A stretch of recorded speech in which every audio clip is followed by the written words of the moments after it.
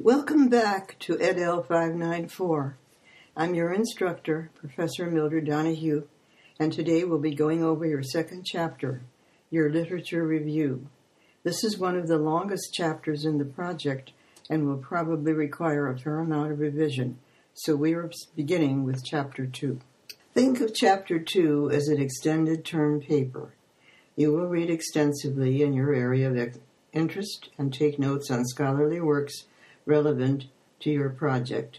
I recommend you take notes on everything you read, as you won't always or know immediately what you will and will not be using. Many students use index cards or a dedicated notebook for this. In your notes, be sure to include the full citation for whatever you're reading. Check the APA manual carefully to ensure that you cite your sources correctly. This will save you time and effort later when you are preparing your reference list. As you read and take notes, the more prominent areas of your project will emerge and an organization for your chapter will present itself. Please note this chapter usually takes multiple drafts before it is accepted. It's quite common for any given Chapter 2 to require 4 drafts. This is why we start this chapter first. Chapter 2 demands that you paraphrase and synthesize the material that you have read and found useful. This is not a place for wholesale quoting. You are supposed to demonstrate that you understand what you have read and that you can apply it to your project.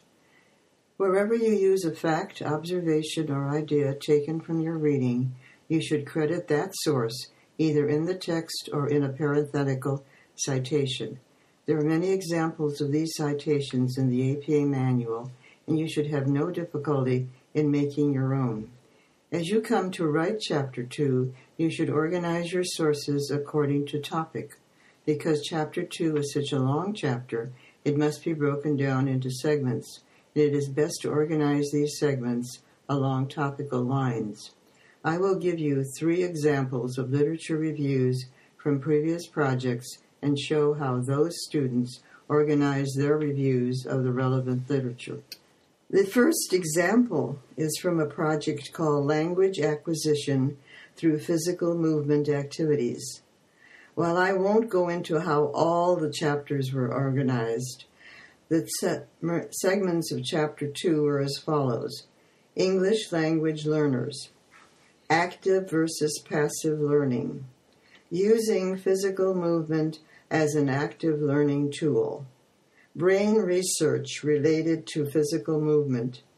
And research supporting total physical response.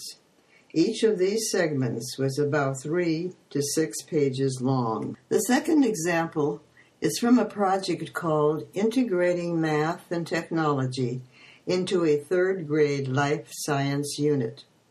This Chapter 2 was considerably longer with many more sections, whose titles you can see here. These sections were each about 2 to 5 pages long, with about 3 to 6 references per section.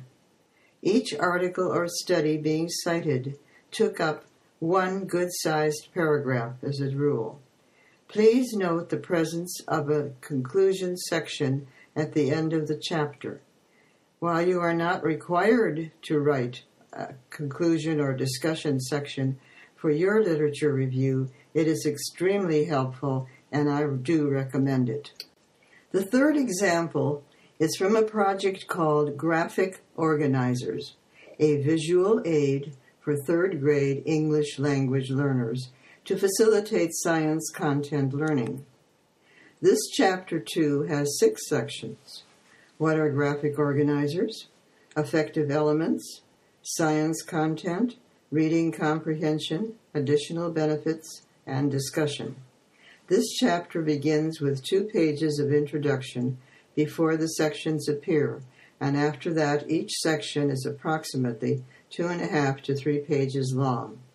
There are 8 or 9 references in each section, although a single source may be used as a reference in multiple different sections. This reuse of sources is perfectly acceptable as long as the project calls for it.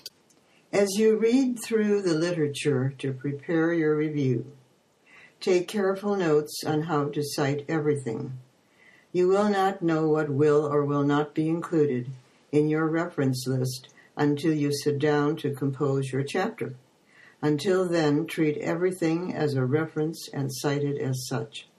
When you have completed your Chapter 2, the sources you consulted and cited in your text will be incorporated into your reference list, which appears at the end of Chapter 5. All other sources which you did not cite in your text will then be found under Bibliography in a separate section right after the reference list. It is normal to cite 20 to 25 sources in Chapter 2, so you can expect to read considerably more.